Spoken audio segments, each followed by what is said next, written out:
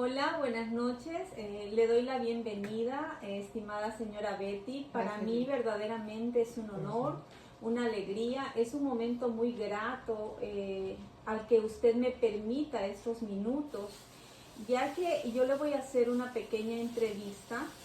Esto para su conocimiento, pues soy una estudiante becaria de Manuel Christian University y voy a realizarle unas cuantas preguntitas. ¿Usted sí está de acuerdo? Sí, con mucho gusto. Muchísimas gracias. Ok. ¿Podría compartir una anécdota del lugar donde nació y creció?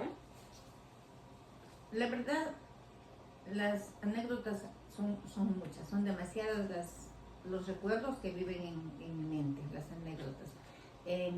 A mí me recuerda mucho, por ejemplo, las festividades que se hacían y que siempre en mi casa se compartían. Toda festividad ahí se realizaba un evento, entonces hay muchas anécdotas, pero algo que siempre me gusta recordar es que en el tramo entre la ciudad más próxima a mi ciudad se estaba construyendo una carretera. Entonces, muchas veces nos tocaba llegar caminando. Y la anécdota en sí era que nos decían, ya mismo llegamos a la vueltita. A la vueltita. Y de la vueltita en la vueltita hasta que llegábamos, pues realmente era un tramo muy largo. Pero yo siempre lo cuento como una anécdota que todo el mundo decía, a la vueltita. Wow. Muchas gracias. Segunda pregunta. ¿Qué recuerdos le traen al pensar en su ciudad natal? Mi papá. O sea, si yo pienso en Ecuador, si yo pienso en mi ciudad, la primera imagen que se me viene en mi mente es la imagen de mi papá. Padre. Sí. Oh, qué hermoso. Tercera pregunta. ¿Qué anécdota de su niñez la recuerda más y por qué? Ligia, yo no sé si le voy a cansar con mis respuestas o mi corazón está cuadrado e encuadrado y no avanza a salir de lo que fue mi infancia, la felicidad de mi vida, la protección de haber tenido un padre como el que yo lo tuve. Entonces, si yo me pongo a pensar en mi infancia, lo primero que me recuerda es mi papá regresando del trabajo, vestido de militar, con unas botas muy grandes, nos hacía subir en las puntas de las botas y nos hacía pasear por alrededor de la casa y hasta bailar. Entonces, mis primeros recuerdos de mi infancia son esos. Eso es lo primero. Si yo tengo que pensar en mi ciudad, en mi pasado, en mi infancia, es la vivencia con mi padre. Qué lindo. Cuarta pregunta. Me gustaría saber desde cuándo inició esa vocación por escribir en cuanto a su libro. Creo que nació conmigo, pero se fue desarrollando no primero como escritora, sino como lectora. Cuando yo tenía tal vez unos 15 años, yo me había leído siquiera el 40% de las obras escritas por escritores ecuatorianos. Comencé con los escritores ecuatorianos, me encantaba. Y luego fui ampliando ya con escritores más de Sudamérica, de España, con libros traducidos. Entonces comencé como lectora y luego poco a poco, cuando había que dar un discurso, yo me di cuenta que tenía mucha facilidad cuando hablo no tanto, pero cuando cojo un lápiz y un papel yo lo puedo escribir largo, entonces me di cuenta que podía hacerlo. Ya de estudiante de la secundaria. Oh, qué hermoso. Muchas gracias por estar compartiendo con nosotros sus vivencias, que son muy gratas. Quinta pregunta. ¿Podría describir cómo se siente usted cuando comenzaba a escribir? Realizada. Una vez yo tenía que publicar un libro y la noche anterior a la publicación mi sobrina me hizo esa pregunta y me dijo, tía, ¿cómo te sientes al tener ya un libro para publicar? Y no le pude contestar. Y le dije, no sé cómo me siento. Y ya la noche de la publicación mismo, en el discurso de apertura, le dije a mi sobrina, hoy sí te puedo contestar, me siento realizada. Qué hermoso. Sí. Wow. Fue como tener un hijo. Oh, qué maravilla, qué lindo. Hábleme un poquito de su primer libro publicado, más o menos de qué se trata. Yo lo amo a mi libro, como todo escritor, al primero que lo publiqué, y voy a volver nuevamente a donde comencé, ¿no? Yo decidí hacerlo en homenaje a la memoria viva de mi padre. Mi papá, eran largas y largas las conversaciones con él en una mesa, en un viaje, en una reunión familiar, y me di cuenta un día que él estaba siempre contándome lo mismo, y me dio pena que lo que me contaba se vaya a perder con el tiempo. Entonces decidí ponerme a escribir lo que él me contaba. Y yo no considero que fue mi libro, fue nuestro libro, porque mi papá me contaba algo, yo lo escribía, le tenía que leer para que él esté de acuerdo, y él llamaba a mi mamá. Y él decía, mira, ¿te acuerdas de esto? Mi mamá fue la correctora. Yo escribía, mi papá prácticamente lo dictaba, y mi mamá corregía, si algo, mi papi, algún nombre, alguna fecha o algo. Entonces, eso fue lo que me motivó, el querer guardar esas historias y hacer un homenaje a la memoria viva, que mi papá tenía 90 años cuando me dictó su libro. Pero él me decía, por ejemplo, el día que yo llegué a Zamora, vine trayendo una caja de tales dimensiones y con un traje de este color. O sea, era increíble lo que él podía recordar a sus 90 años, y eso fue lo que a mí me motivó, y dije, no, esto no se puede perder. Qué hermoso. Y por eso de ahí le cuento que en mi libro tiene un nombre bello, mi libro se llama Mi padre me lo contó. Qué Así se llama. qué lindo. Siguiente pregunta. Su libro se basó en anécdotas vividas.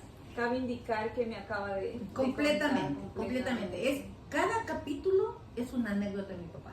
Pero no solamente es un contarme, esto me pasó, no, sino que yo lo voy relacionando, a lo que él me cuenta, lo voy relacionando un poco con el desarrollo y el crecimiento de la ciudad, y termina con un pedido. Por ejemplo, si mi papá me habló del río y me contó que el río era un afluente, que por ahí subían y bajaban porque no habían carreteras, entonces él me cuenta eso, yo cuento cómo llegamos después a tener una carretera, y termino concientizando a la gente que ese río hay que cuidar. Entonces es como todo eso junto ahí. Perfecto. Pregunta número 8. ¿Su próxima publicación qué temas abarcará? Tengo dos en mi mente. Ya. El primero es un poco la historia de mi familia, porque verdaderamente hemos tenido muchas vivencias, como en toda familia, unas tristes, unas alegres, unas de éxito, otras también de fracaso, y eso es lo que yo ya tengo más o menos previsto. Y lo otro es algo muy lindo, no surgió de mi mente, creo que lo puedo adaptar porque lo vi de otra ciudad.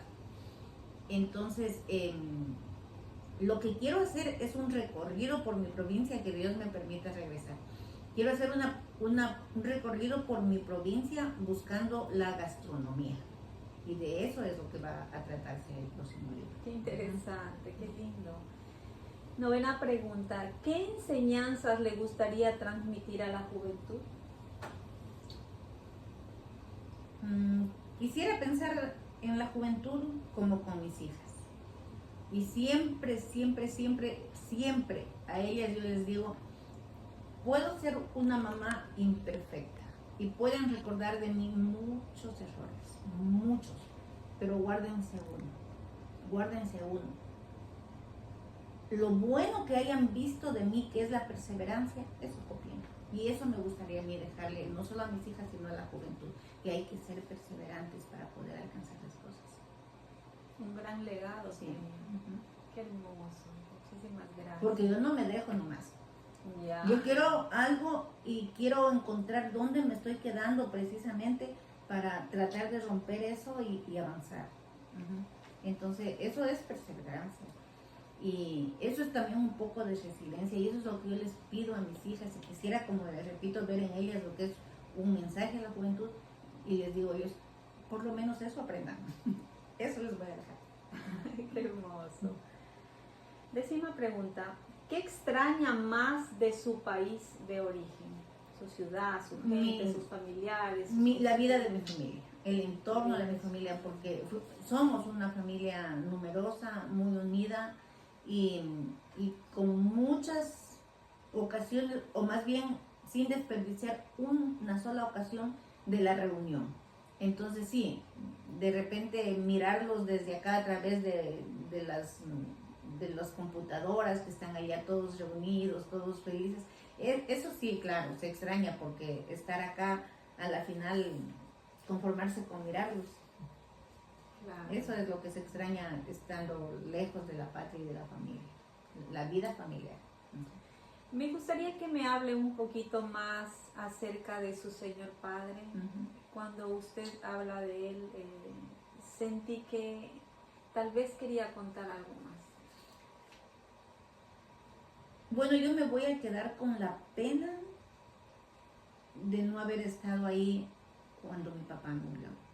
Verdaderamente yo pensé que la vida y Dios me permitiría volver a ver a mi padre. Y no fue así, desgraciadamente mi papacito murió. Y yo siento sin faltar en el amor a mis hijas. Yo siento que eso es lo que yo incluso viví, el hecho de llegar a ser abuela desde acá. Vi a mi hija que tuvo su hijo y todo, pero yo me doy cuenta que esa falta de estar al lado de ella no fue como la falta de querer estar al lado de mi mamá, al lado de mi papá, el rato que él terminaba su vida.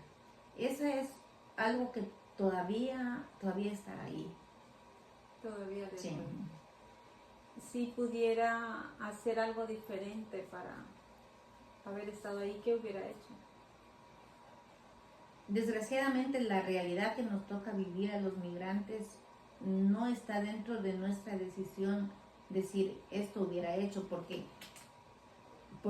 lo otro hubiera sido antes de venir, o sea, el pensar voy a hacer un viaje y a lo mejor mi papá ya no me va a esperar, ¿no es cierto? Porque ya el momento mismo ya de estar acá, uno entiende que esos son los costos de la migración.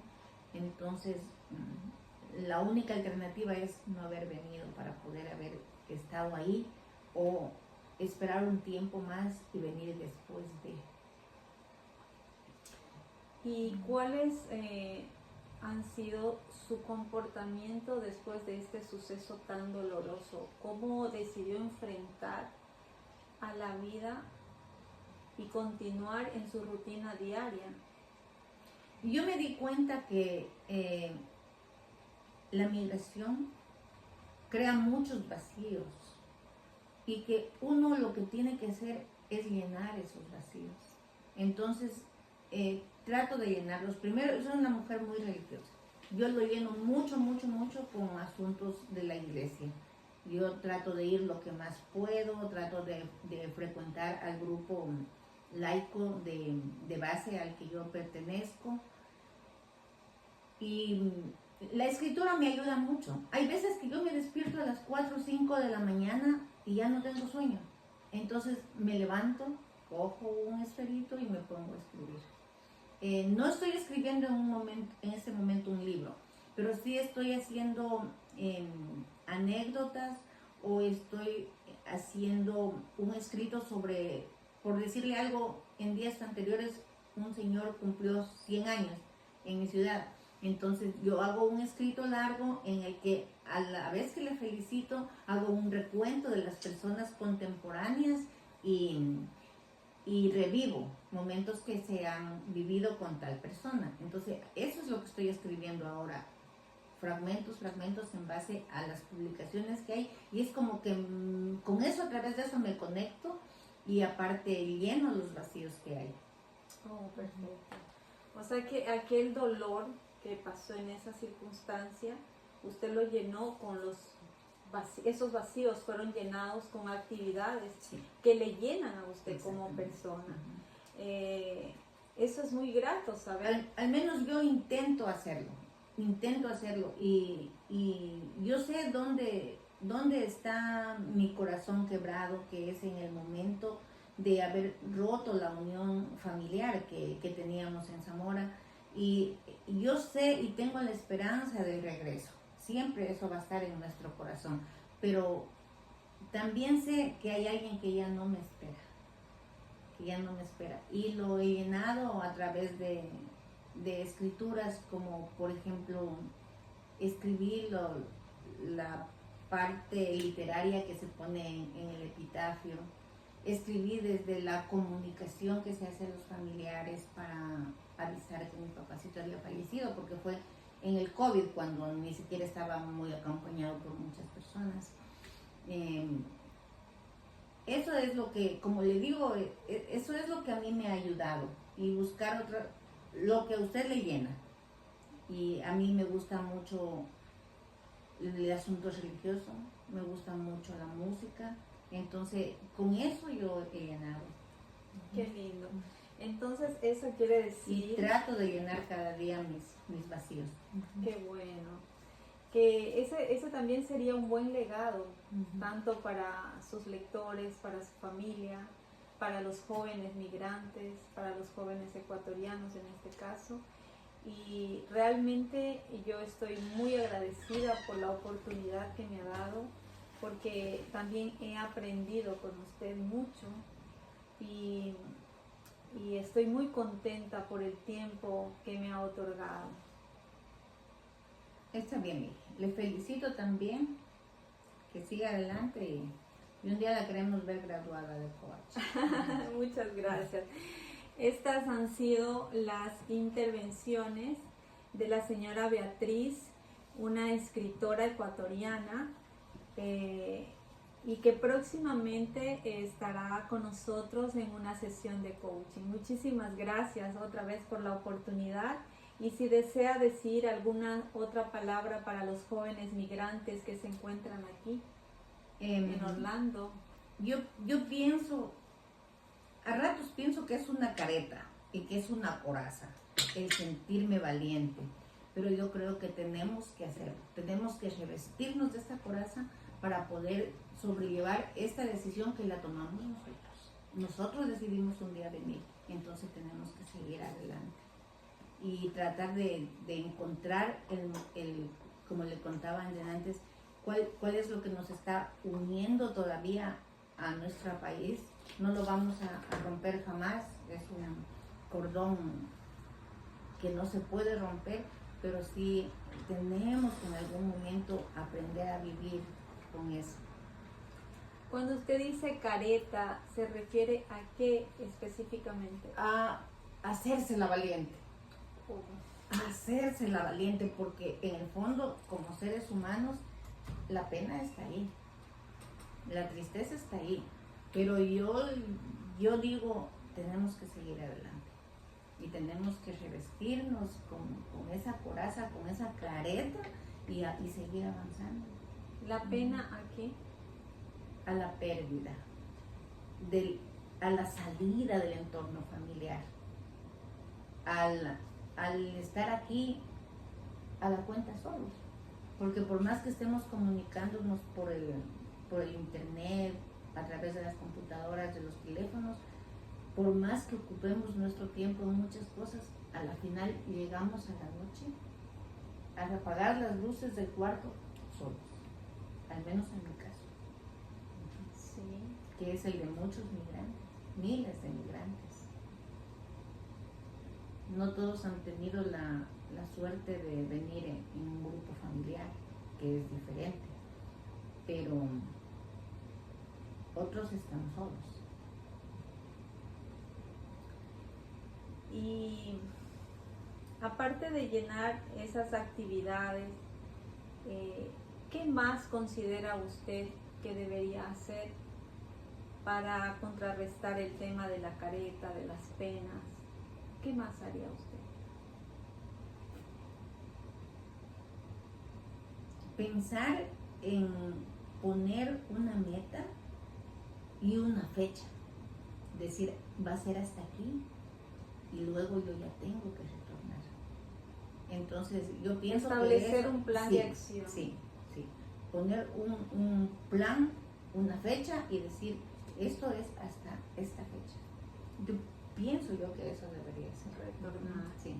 Y al decir eso, que usted quiere hacer un plan de acción para retornar, ¿qué sintió este momento que me acaba de decir eso? Bueno, yo no lo he dicho solo en este momento. Yo ya como que desde hace días o meses quizá, yo ya voy con ese afán de decir, ¿hasta cuándo va a ser? ¿Hasta cuándo yo voy a estar aquí? Yo siempre he estado tratando de decir, no importa, yo estoy aquí, esto es pasajero, pero ya llega el momento en que yo ya quiero poner, y casi yo ya tengo establecida mi fecha de regreso. Que Dios me dé vida y me lo permita hacer.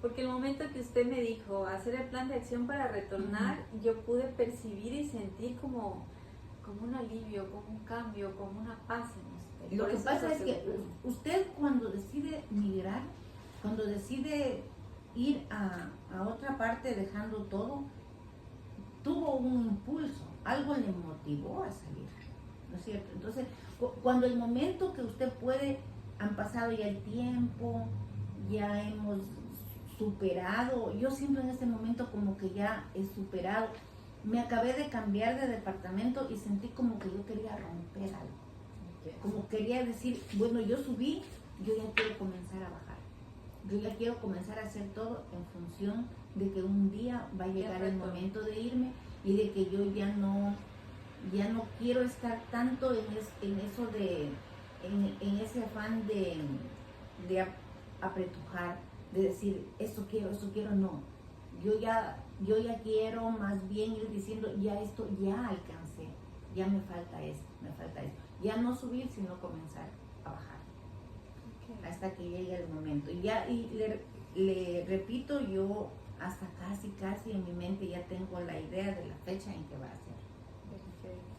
Entonces, ¿qué le parece si de pronto usted comienza a establecer su plan de acción con fechas específicas, digamos aquí hasta fin de año, qué es lo que va haciendo? O sea, va haciendo un cronograma.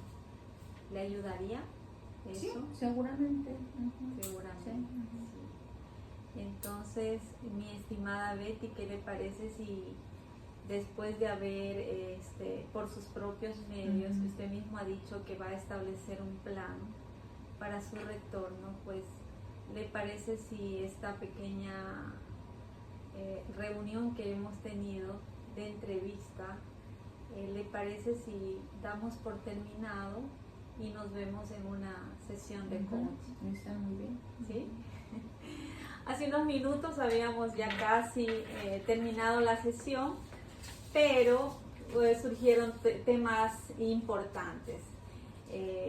Entonces, una vez que hemos establecido con la señora Betty un plan de acción que ella lo va a realizar, pues ahora sí damos por concluida esta reunión. Muchísimas gracias una vez más y hasta el próximo video. Muchísimas gracias, señora Betty. Gracias.